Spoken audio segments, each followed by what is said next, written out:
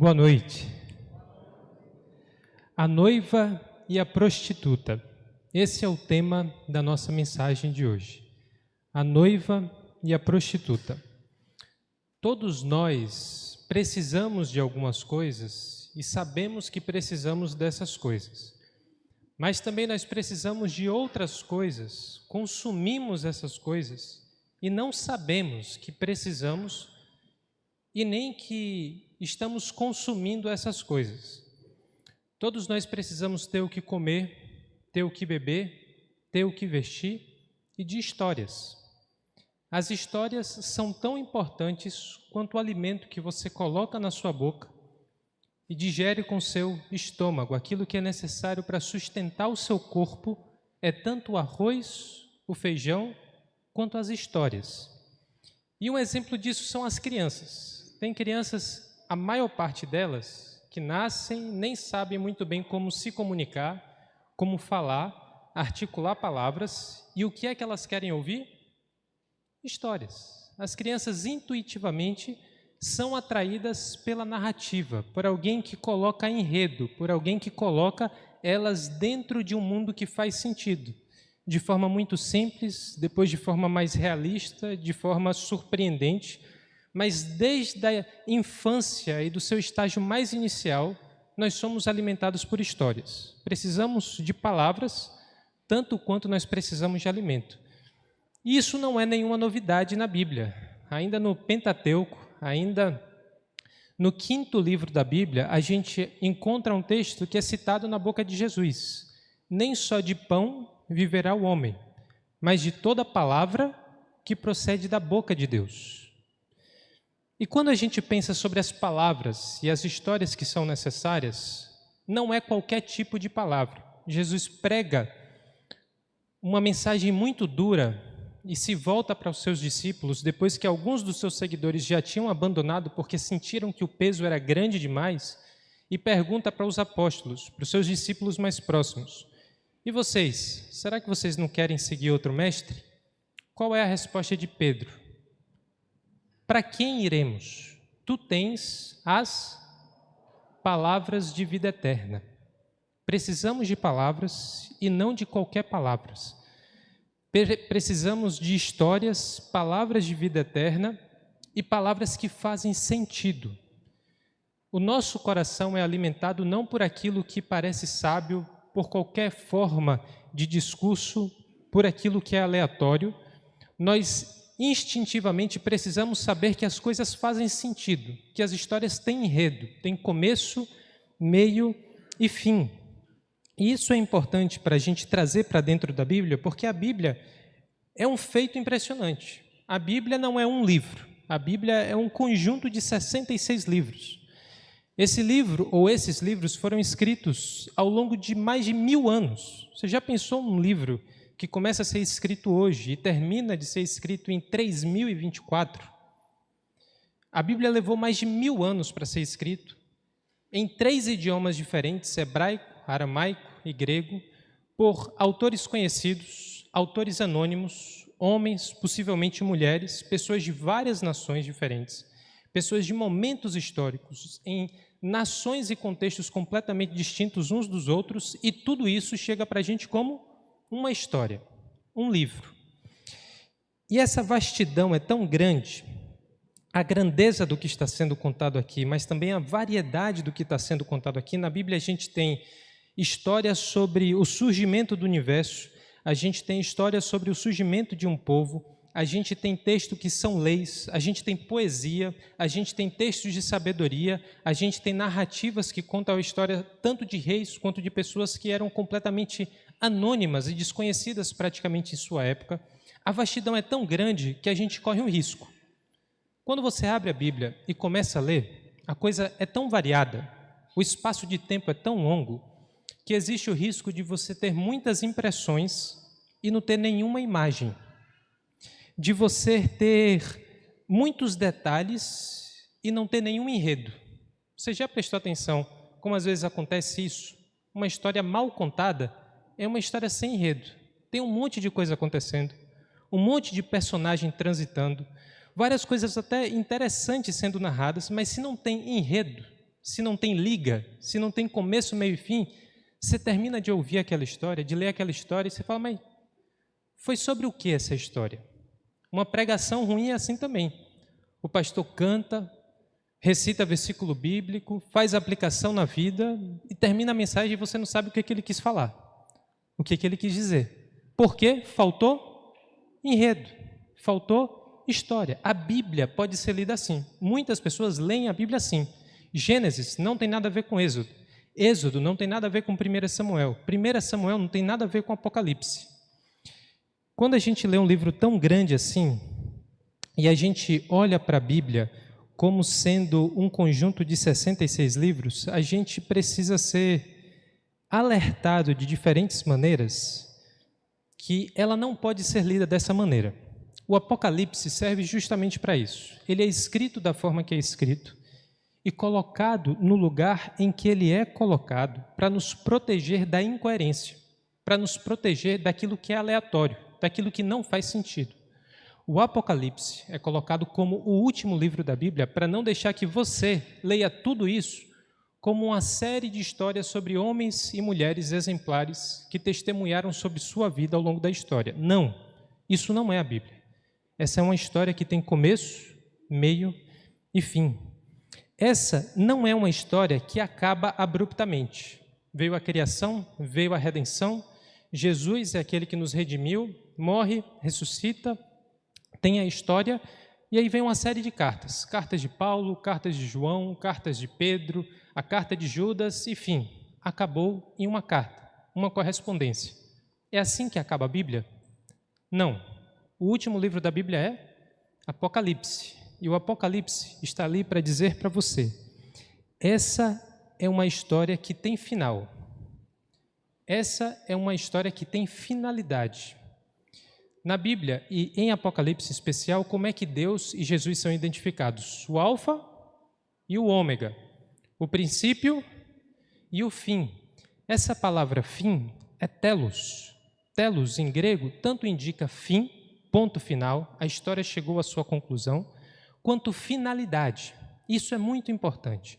Jesus não só é o fim da história, porque para ele convergem todas as histórias, para ele convergem todos os eventos que estão acontecendo de forma extraordinária ou comum na sua vida, mas também porque em Cristo todas essas histórias individuais encontram a sua finalidade. Essa é uma história que tem telos, tem propósito, tem objetivo. Nada do que está acontecendo aqui na Terra, com a minha vida e com a sua vida, é fruto da colisão aleatória dos átomos que formam o universo. Nós somos muito mais do que moléculas biológicas. Nós somos seres criados à imagem e semelhança de Deus com propósito, com objetivo. A nossa vida faz sentido e o Apocalipse nos lembra isso muito bem. Por isso eu vou pedir para você abrir a sua Bíblia em Apocalipse 21. E nós vamos ler dos versículos 1 até o 14. Apocalipse 21, 1 ao 14.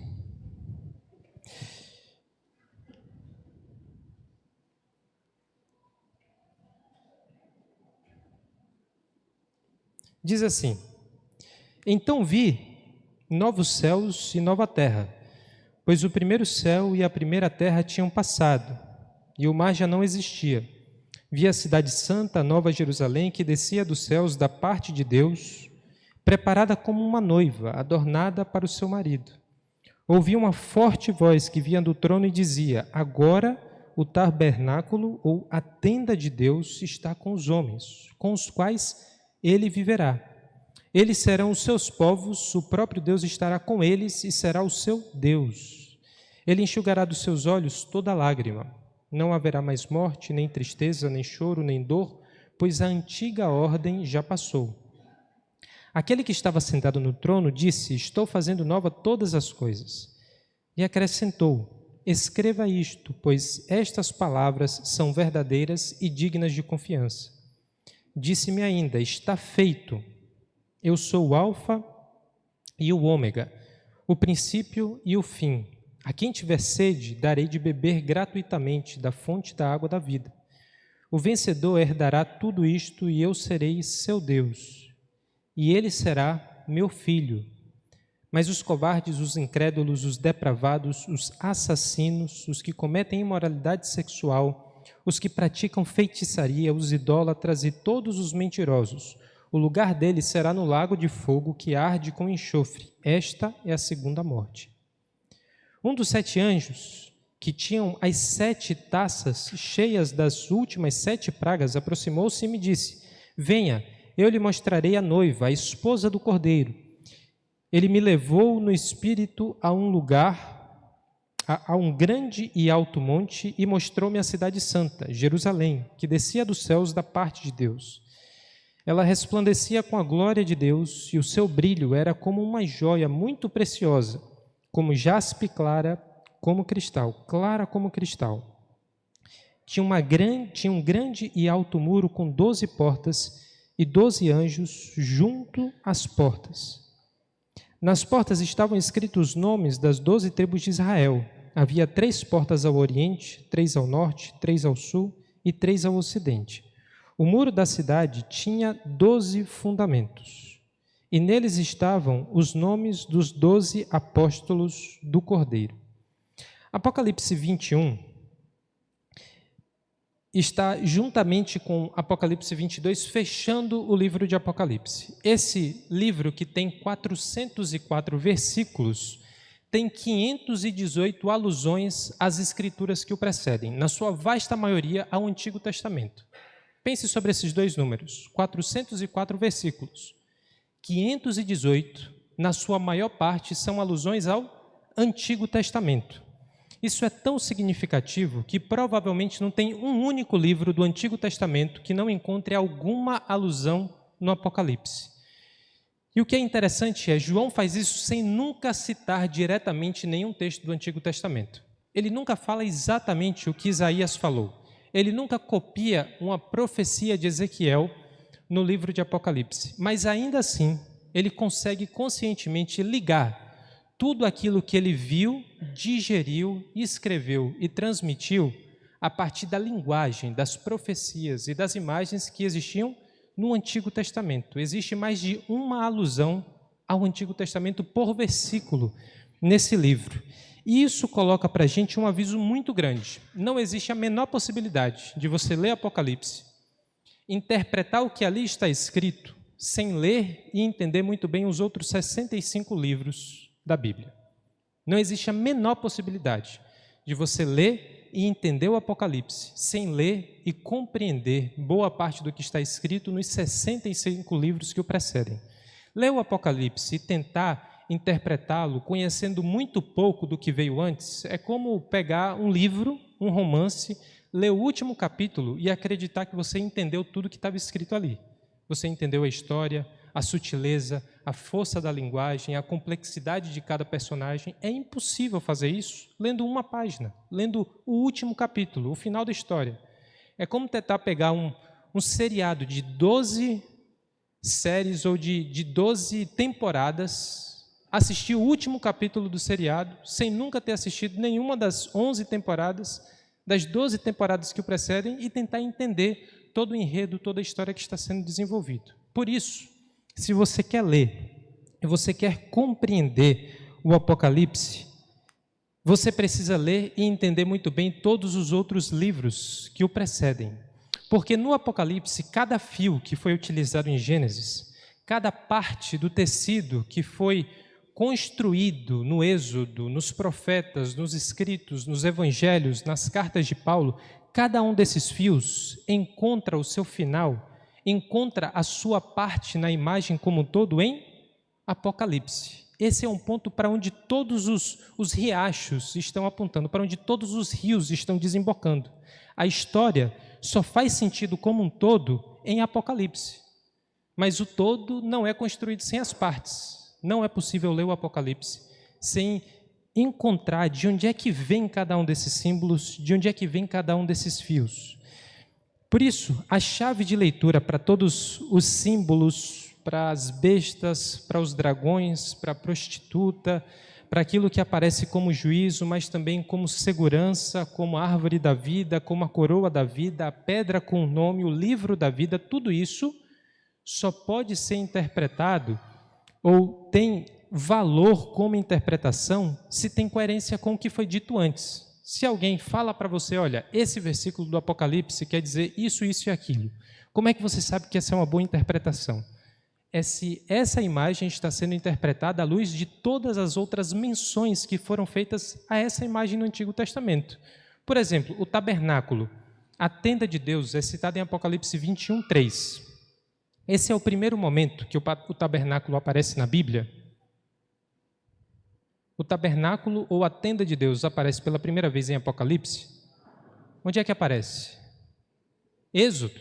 Êxodo é a primeira vez que o tabernáculo é apresentado. Como é que você sabe que a interpretação do tabernáculo faz sentido? O intérprete foi lá em Êxodo.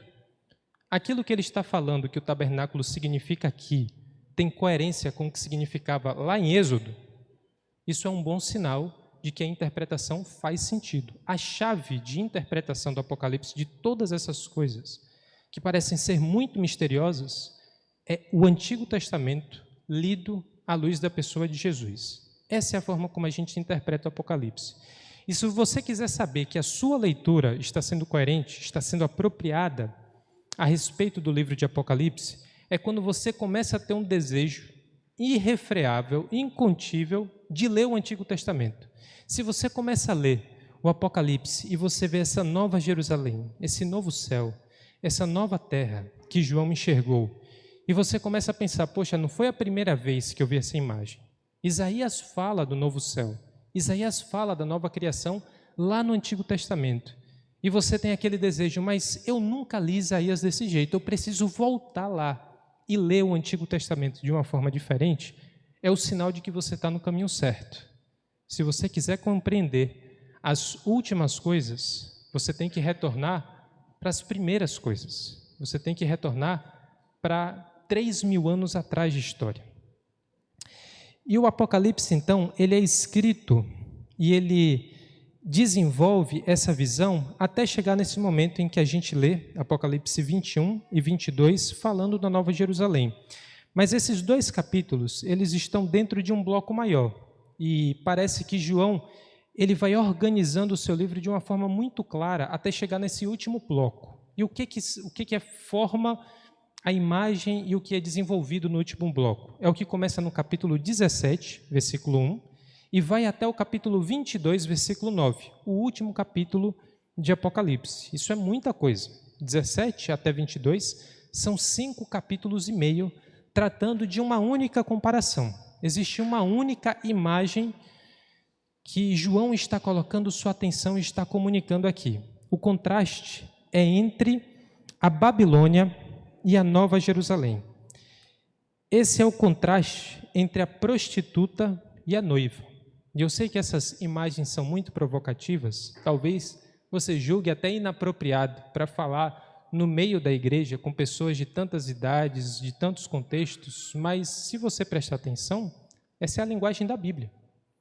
A Bíblia apresenta o contraste entre a Babilônia e a Nova Jerusalém e chama a Babilônia de prostituta e chama a Nova Jerusalém de noiva. Os últimos capítulos da Bíblia contrastam claramente essas duas cidades e essas duas imagens. As cidades na antiguidade, no primeiro século, elas eram personificadas. É como se a imagem tivesse as cidades tivessem personalidade. A cidade tinha vontade própria, tinha influência própria, tinha poder próprio. E isso não era diferente nem com Jerusalém e nem com a Babilônia.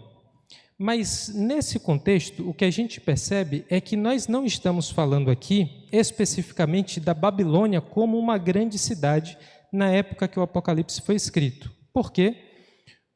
Porque a grande cidade que fazia oposição ao povo de Deus na época, qual era? A Babilônia já tinha passado. Roma. Roma era a capital do Império Romano e o Império Romano dominava toda a região onde a igreja surge e por onde a igreja se expande. Onde é que a igreja surge? Jerusalém. Em torno de Jerusalém você tem Judeia, Samaria, e aí você tem o território dos povos gentílicos, que é para onde Paulo vai, Antioquia, Grécia e todo esse território. Mas tudo isso está debaixo do domínio de quem? Roma, do Império Romano. Então, aquilo que Apocalipse faz é uma mudança de perspectiva muito importante. Porque naquela época, não só Roma era também uma personalidade, era tratada como uma mulher, mas era uma deusa. Na antiguidade, o Império Romano exigia que o povo adorasse Roma, adorasse o imperador romano. Então, naquela época, todo mundo sabia que Roma era uma deusa. E como é que Apocalipse trata Roma? Uma prostituta. João, em uma única imagem, destrona Roma de uma mulher que é adorada como a grande divindade para ser tratada como símbolo da vulgaridade. É assim que Deus enxerga e é assim que João passa a enxergar o grande símbolo de poder daquela época. O símbolo e o reino de poder, de domínio e de força que vocês enxergam, na perspectiva de Deus, é o que é de mais vulgar, de mais condenável. Isso é o que Roma é. E a gente sabe que, de fato, aquilo que o Apocalipse chama de Babilônia é Roma, porque ela usa, ou João, o livro de Apocalipse, usa um fato muito conhecido na antiguidade, que aparece em Apocalipse 17:9, que são as 7 colinas. Ele fala que a grande prostituta está sentada sobre as 7 colinas, e todo mundo na antiguidade sabia que Roma era a cidade que foi construída em torno das 7 colinas, sobre e em torno das 7 colinas. Então ele usa um dado geográfico que qualquer pessoa na antiguidade entenderia para dizer, essa é a Babilônia. Mas a gente se pergunta, por que Babilônia? Por que não chamar diretamente de Roma para os seus leitores e para os seus ouvintes? O que João está fazendo é fazer referência a um fato muito doloroso para o povo de Israel.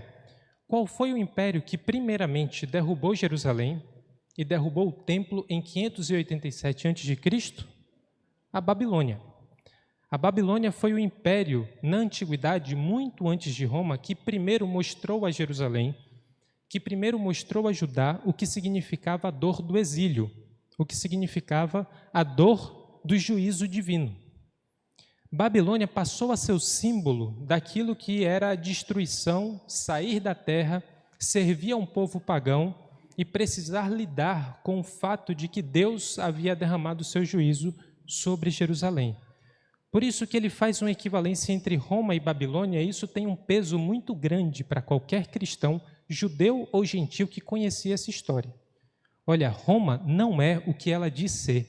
Roma, na verdade, é muito mais parecido com a Babilônia, o reino pagão que nos trouxe a dor mais profunda da nossa história, e agora nós estamos debaixo do seu domínio novamente. Não é mais a Babilônia, é Roma, mas é o mesmo poder. É o mesmo tipo de domínio e de exploração que a gente conhece há séculos. Por outro lado, a Jerusalém que aparece aqui, a Nova Jerusalém, não é a Jerusalém terrena. Com certeza, a Jerusalém terrena tem muita importância para a gente entender como é que a história chega até aqui. Mas, claramente, ele está falando da noiva do Cordeiro. Muitas pessoas, quando ouvem essa expressão Nova Jerusalém, já ouviram corretamente a interpretação de que a Nova Jerusalém é a Igreja de Cristo, o povo de Deus. De onde é que vem isso? Apocalipse 19 e Apocalipse 21. Se você lê o Apocalipse 19, você vai ver mais claramente ali que a Nova Jerusalém é de fato o povo de Deus.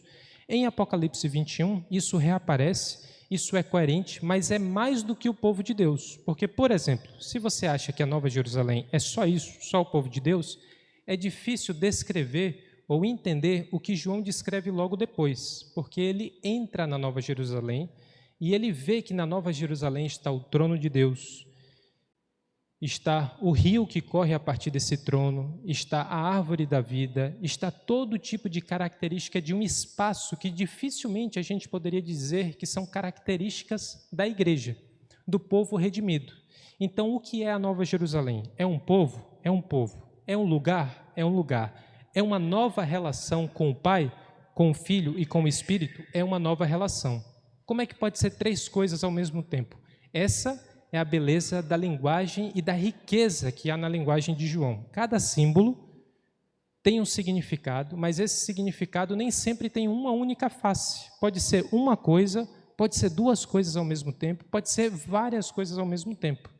Esse é o caso da Nova Jerusalém. E o que é importante para esse nosso contraste que João vai construindo é o seguinte: Jerusalém foi destruída no ano 70 depois de Cristo. Aquelas pessoas sabiam que sua identidade não podia estar mais lá. O Império Romano foi tão poderoso e tão cruel que derrubou o templo, derrubou cidade, ficou apenas pedra sobre pedra, ou não ficou pedra sobre pedra. Virou entulho a cidade. Se a fonte do significado da vida daquelas pessoas, daqueles judeus e cristãos, era o que estava construído em Jerusalém, acabou. Nossa segurança não podia estar mais ali. Mas, por outro lado, aquelas pessoas eram exigidas a não habitar mais a Babilônia, não habitar mais Roma, não do ponto de vista geográfico, mas do ponto de vista simbólico, da sua convicção, da sua fé. Eles não podiam se relacionar com Roma como todos os outros se relacionavam. E essa era uma das exigências mais difíceis para os novos cristãos, os gentios que ouviam a mensagem do Evangelho, mas que eram exigidos a mudar de vida, a transformar sua conduta. Por quê? Aquilo que aquelas pessoas eram, a identidade que elas tinham, vinha da sua vida pública, de participar do culto ao imperador, de participar das festividades que continham imoralidade sexual, comidas oferecidas aos ídolos. Tudo isso fazia parte da identidade daquelas pessoas. Sair dessa convivência pública era muito difícil, porque não era só deixar de desfrutar de comodidades, era de alguma forma perder sua identidade. As pessoas até aquele momento entendiam que elas eram humanas e plenamente humanas porque elas faziam parte da vida pública, da vida cívica. E aí, de repente, o cristianismo chega com força no mundo gentil e diz: não, vocês não podem achar que adorar Roma como uma deusa é normal. Roma não é uma mulher, não é uma deusa, é uma prostituta. Vocês não podem continuar se envolvendo com imoralidade sexual como se isso não tivesse nada a ver com a mudança de vida que você tem a partir de Jesus. É preciso se afastar disso. Vocês não podem participar dos rituais idólatras como se isso não tivesse problema. É preciso se afastar disso. Aí a gente tem uma grande dificuldade, porque você já não habita mais Jerusalém. Jerusalém caiu. Você não pode habitar a Babilônia, porque a Babilônia é o grande símbolo da prostituição. Qual é a cidade que você habita? De onde é que você tira a sua identidade? O que é que dava àquelas pessoas o senso de que elas pertenciam a um lugar? Porque para todo lugar onde eles vão, ou eles são exilados, ou o lugar é destruído. Onde é que está o senso de identidade dessas pessoas?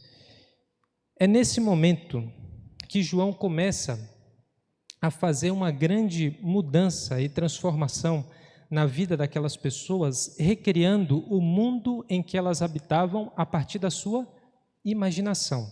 A gente começou a nossa mensagem de hoje falando sobre histórias. Imaginação é uma coisa tão importante e muito maior do que boa parte das pessoas imaginam, que Einstein, o cientista, nada a ver com as discussões bíblicas e teológicas, afirmou o seguinte: ter imaginação é mais importante do que ter inteligência. Ter imaginação é mais importante do que ser inteligente. Por quê? Todos nós interpretamos a realidade ao nosso redor pela nossa imaginação, pelos símbolos que povoam a nossa mente, o nosso coração. Uma coisa que sempre me incomodou, ou que me incomoda há alguns anos, é o seguinte: quando você fala assim, João está bem de vida, o que isso quer dizer? João tem dinheiro. Ele pode estar com a família destruída, pode estar morto numa depressão, pode estar passando por todo tipo de dificuldade. Mas se João está ganhando dinheiro, João está bem de vida. Significa que dinheiro é símbolo de sucesso. O dinheiro tem um poder muito mais do que ele pode comprar. O dinheiro conquista o seu coração e convence você de que se você tem dinheiro, se você acumula bens, você tem sucesso. Você é uma pessoa bem-sucedida.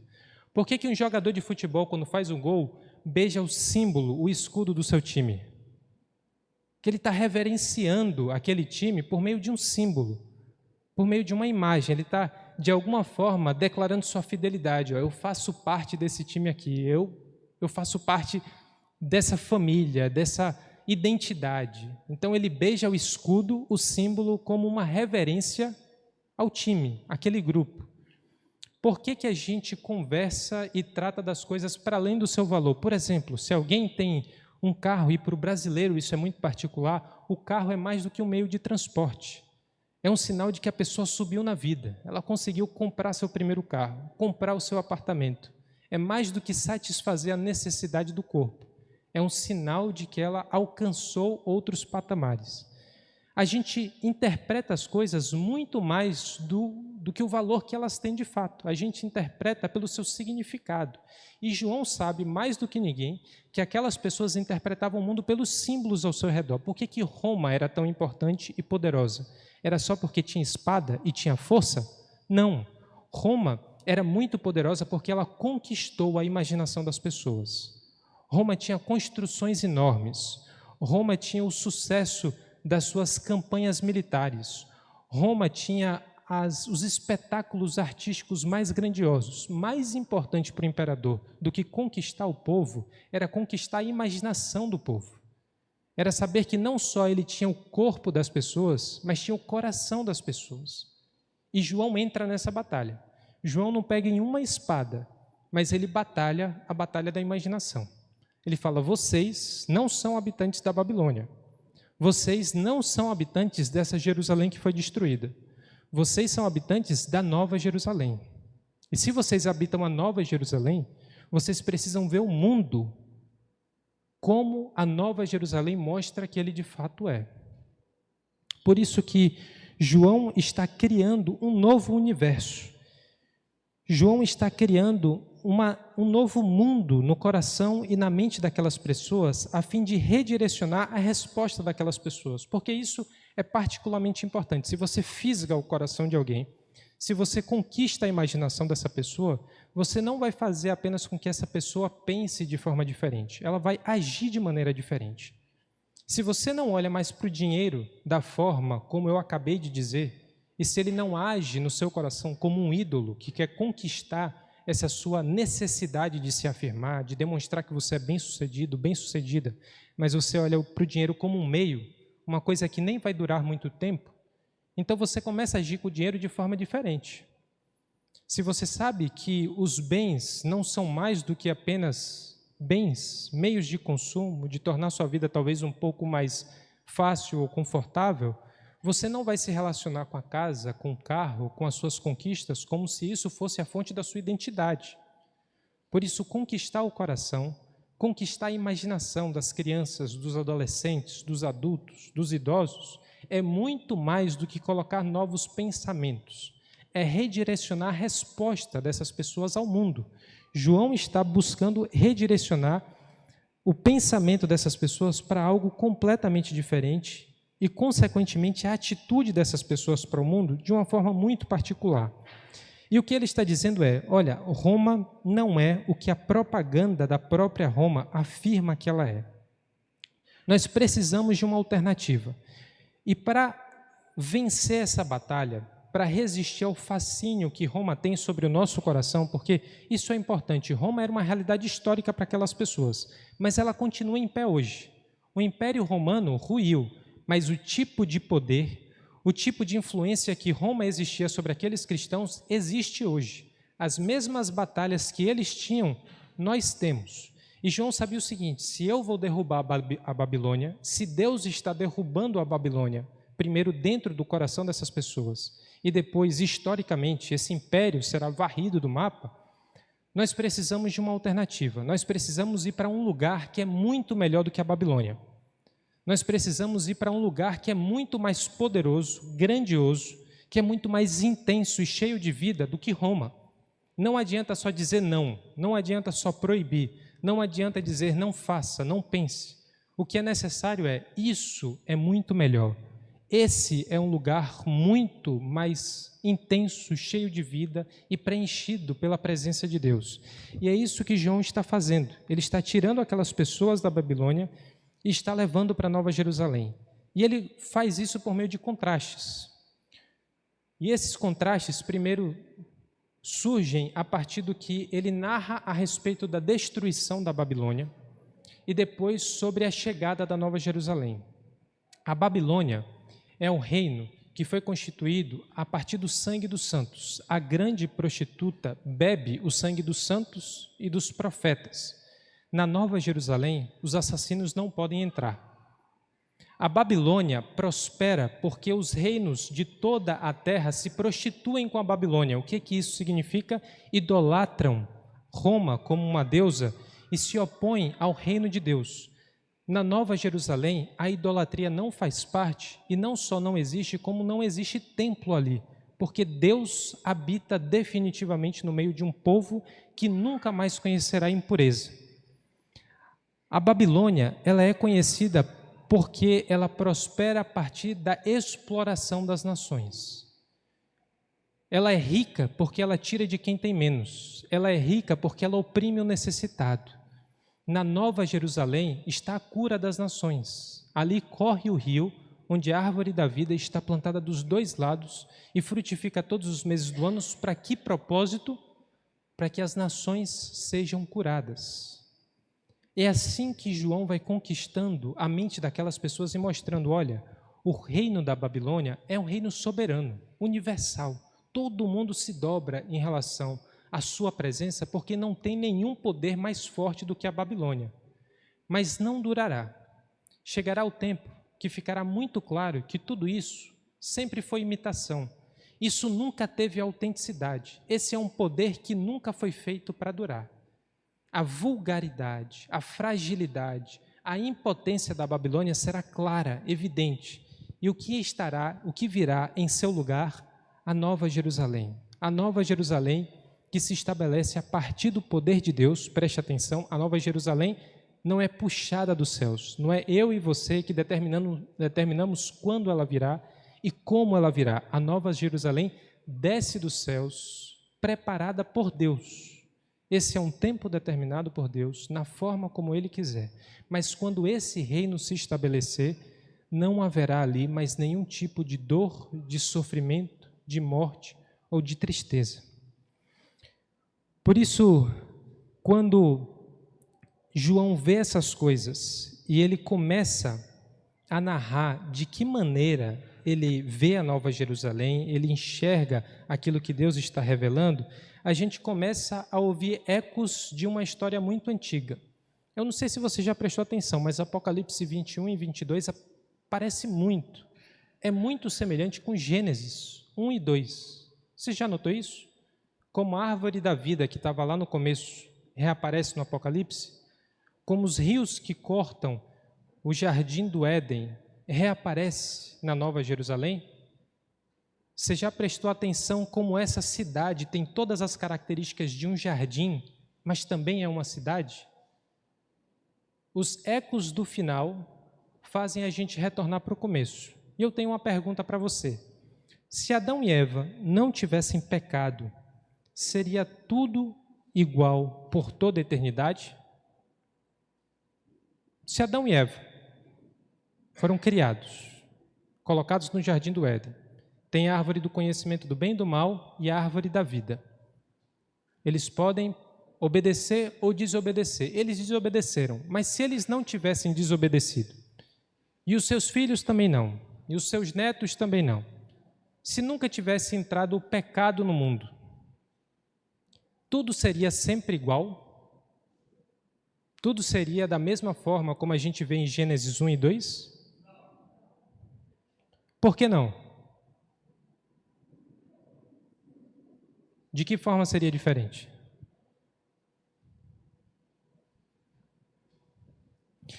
O que a gente percebe em Apocalipse, e a gente percebe desde antes, lá do Gênesis, é que o jardim do Éden, por mais harmônico e perfeito que fosse, nunca foi feito para ser uma realidade definitiva.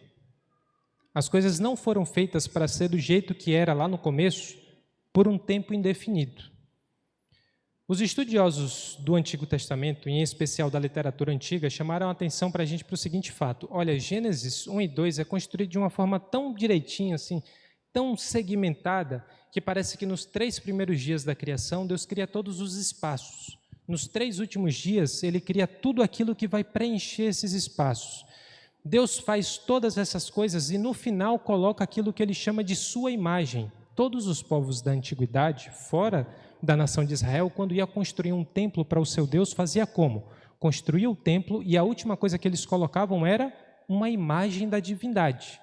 uma imagem do Deus que deveria ser adorado ali. O que é que Deus faz? Ele cria todas as coisas como quem está construindo um templo, como quem está construindo um local para a sua adoração, e no final ele coloca uma imagem de si mesmo. Que imagem é essa? Os seres humanos. Não é feito de madeira, não é feito de pedra, é feito de carne e de osso. Se você quiser ver a face de Deus, o mais próximo que nós podemos ver é a face do nosso próximo. Deus nos faz como essa imagem autorizada que é colocada na criação, mas a criação, é isso que eu gostaria que você prestasse atenção, é mais do que só o universo. O universo, desde o começo, foi feito como um templo. O universo, como é narrado em Gênesis capítulo 1 e 2, tem todas as características de ser um santuário. E o que é interessante é quando Deus constrói um templo, tabernáculo, Êxodo, ele faz como se fosse um universo. É um microcosmo. Deus coloca dentro do templo os sinais das estrelas. Lembra do candelabro de 7 velas que existe ali, a menorá? Aquilo é um símbolo para aquilo que são os luminares que estão nos céus. Está bordada nas cortinas e nos panos que estão dentro do templo, animais, vegetação. Na parte externa, dentro das bacias que deveria existir purificação, estão os animais também, colocados em prata ali. É como se Deus construísse o templo como se fosse um microcosmo e como se ele fizesse o cosmo como se fosse um macrotemplo, um templo gigantesco. Quando você sair daqui e olhar para o céu a próxima vez, olhar para a terra onde você está pisando, lembre disso. Isso daqui é a habitação do nosso Senhor. Desde o começo, ele fez isso aqui para ser um grande santuário, o lugar onde ele habita e o lugar onde ele é adorado. Mas o jardim do Éden, lá no começo, é um jardim limitado, porque quando Adão e Eva pecam, para onde é que eles vão?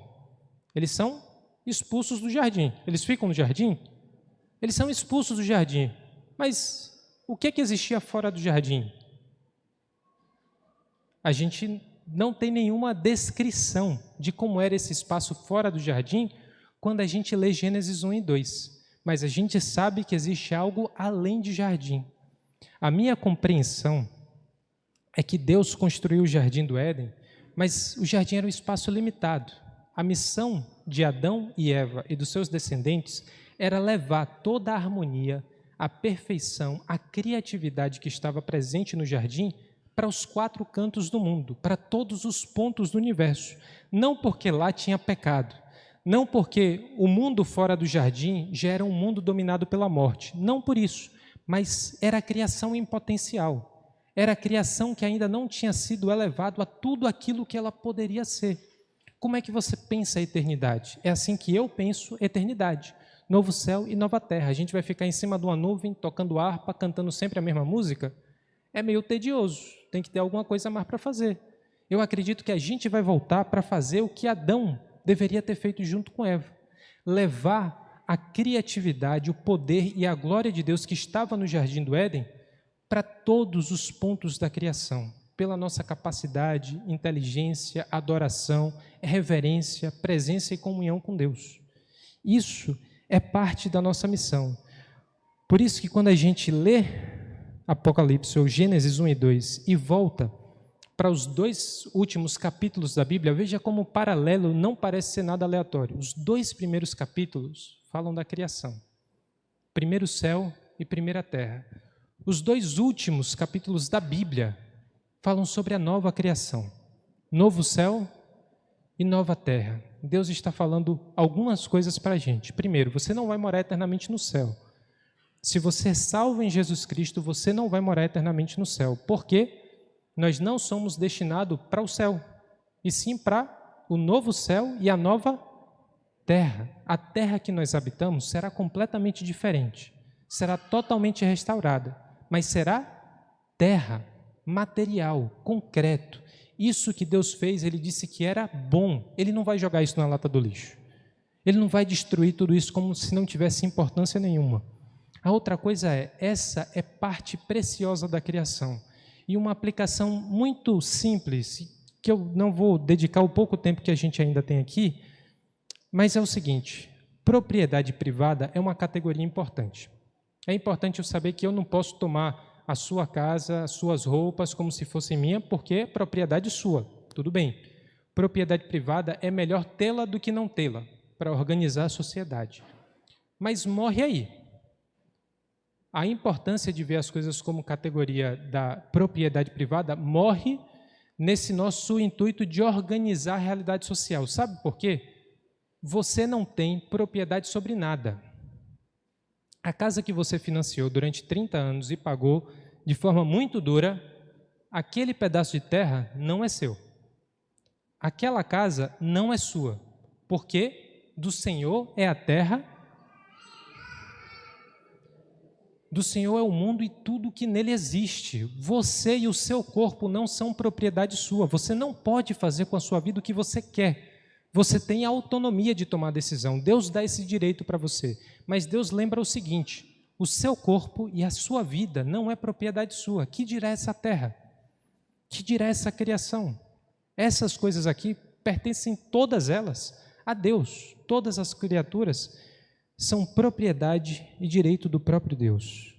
Por isso, quando a gente olha que Deus transforma todo esse mundo em Apocalipse 21 e 22, nessa nova Jerusalém, que é um jardim, é uma cidade e é um templo, a gente percebe que toda a criação sempre teve um telos, um propósito, um objetivo. Desde Gênesis 1 e 2, Deus criou todas as coisas com um telos, um propósito, um objetivo. Ele fez tudo isso a fim de que esse fosse o local que Ele criou, porque Ele queria morar aqui. Ele fez céus, terra, estrelas, planetas, galáxias, buracos negros, Brasil, América do Sul, o Oceano Atlântico, os animais que habitam no mar, os animais que voam nos céus, tudo isso com toda essa exuberância e beleza e poder, porque Ele queria habitar aqui. Esse sempre foi o propósito de Deus. Ele já fazia isso no Éden, mas de forma provisória. No cair da tarde, Deus andava com Adão e Eva. Mas em nenhum momento foi dito que Deus habitava definitivamente no meio da sua criação. Onde é que é isso afirmado para a gente? Tem algum texto que fala que Deus vai vir habitar aqui de forma definitiva? Tem. Que texto é esse? Apocalipse 21. A tenda de Deus está entre os homens. Eles serão os seus povos e Ele será o seu Deus. Chegará o tempo em que Deus habitará no meio da sua criação, restaurada, renovada, completamente purificada. E nunca mais, porque Deus está presente, a morte terá espaço em nosso meio. Nunca mais haverá dor, choro, sofrimento. Nunca mais haverá qualquer uma das marcas da morte que entrou pelo pecado de Adão. Porque pelas misericórdias do nosso Senhor e pelo seu sacrifício, elas foram purificadas e foram retiradas da nossa existência. Eu creio que a nossa missão no tempo presente não é apenas orar e esperar. Eu creio que a nossa missão no tempo presente é orar, é esperar e é manifestar essa nova criação. Não só porque isso nos dá um gosto do que será no futuro, porque essa é a única maneira que nós podemos resgatar aquele que está perdido. É a única maneira que nós podemos sinalizar para aquele que está em desespero e dizer: olha, existe vida, existe perdão para aquele que necessita de pão, de água e de sentido, de perdão dos seus pecados, de restauração do seu coração. Todas as nossas emoções, as nossas perspectivas, os sonhos, os desejos que a gente tem são completamente transformados quando a gente sai da Babilônia e a gente habita Nova Jerusalém. Pelas cartas ou pelas mensagens que João manda às 7 igrejas da Ásia, a gente sabe que muitas daquelas igrejas não estavam dispostas a sair da Babilônia. Existia muita resistência e isso traz um aviso sobre cada um de nós, que é o seguinte: você pode ser cristão, você pode ter sido transformado pelo sangue de Jesus, mas a sua cabeça ainda mora na Babilônia. O seu coração foi conquistado por Roma. o que é que o Espírito diz às igrejas. Cada uma das 7 cartas termina com a mesma frase: aquele que tem ouvidos para ouvir, ouça o que o Espírito diz às igrejas. O que é que o Espírito diz para você? Aquilo que está no capítulo 18 de Apocalipse. Caiu. A Babilônia caiu. Profeticamente, eu acredito que todos os reinos da terra já foram derrotados. Eu acredito nisso porque eu não estou tirando isso do meu coração, da minha impressão. João enxergou isso. Deus deu a ele essa visão. Todos os reinos rebeldes da terra já caíram. Por isso, saia da Babilônia. Habite a Nova Jerusalém. Traga o poder do novo céu, da nova terra, da nova criatura que você já é, para o tempo presente e sinalize para esse mundo que Deus está restaurando todas as coisas. Senhor nosso Deus e Pai, nós agradecemos ao Senhor, porque pela misericórdia o Senhor nos deu uma mensagem e uma convicção muito maior do que o nosso coração poderia desejar. O Senhor construiu um caminho muito mais elevado e excelente do que nós poderíamos construir por nós mesmos. Eu peço ao Senhor, Pai, que por meio dessa visão, que por meio dessa profecia, o Senhor retire e arranque as raízes que nós lançamos sobre a Babilônia e nos plante na Nova Jerusalém. Não nos deixe ser passivos, não nos deixe ser cegos e surdos para aquilo que o Espírito diz e faz no meio da Tua criação. Que nós sejamos, meu Deus, sal da terra e luz do mundo para esse povo, para essa geração, para essa criação que o Senhor fez e ama com tanto sacrifício, que o Senhor ama com tanta dor e sofrimento, para que nós também possamos compartilhar, Pai amado, das glórias que Cristo nos derramou no cuidado e na salvação daquele que está perdido. Faz-nos herdeiros dessa nova Jerusalém, habitantes dessa nova terra, convictos de que o Senhor derrubará todos os tronos e reinos que se rebelam contra Ti, e nós que somos reino e sacerdócio prevaleceremos com o nosso Rei Jesus. Em nome de Jesus que nós choramos. Amém.